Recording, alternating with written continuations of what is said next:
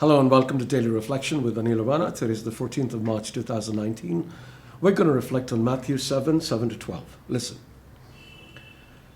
Jesus said, "Ask and it will be given you. Search and you will find. Knock and the door will be opened for you. For everyone who asks receives, and everyone who searches finds, and for everyone who knocks the door will be opened. Is there anyone among you who, if your child asks for bread, will give a stone? Or if the child asks for a fish, will give a snake? If you then, who are evil, know how to give good gifts to your children, how much more will your Father in heaven give good things to those who ask him? In everything, do to others as you would have them do to you, for this is the law and the prophets, the gospel of the Lord." Ask and it will be given you, says Jesus, encouraging us to ask our Heavenly Father for the things we want, much as we would ask our earthly fathers for the things we want. It is not the only time that Jesus has told us to ask with confidence. Elsewhere, he has said, "Whatever you ask for in prayer, believe that you have received it, and it will be yours." However, as any child will know, not every request is granted.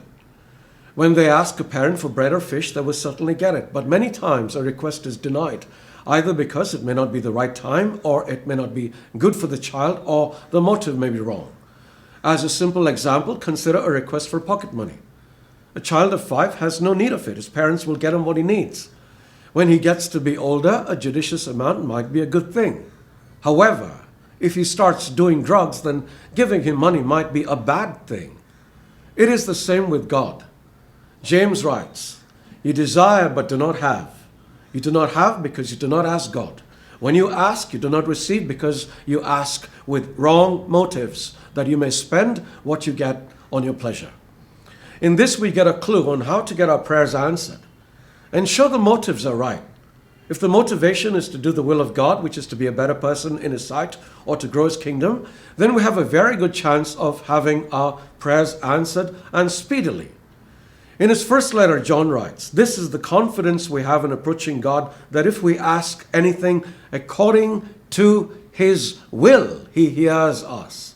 And if we know that he hears us, whatever we ask, we know that we have what we asked of him." So, how do we know what's in God's will?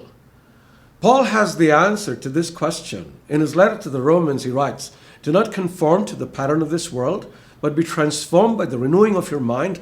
Then you will be able to test and approve what God's will is, his good, pleasing, and perfect will." When we start changing the way we think from the ways of the world to the ways of God, then we will begin to understand how God thinks and consequently what his will is. And if we need to know how to start changing how we think, we need wisdom.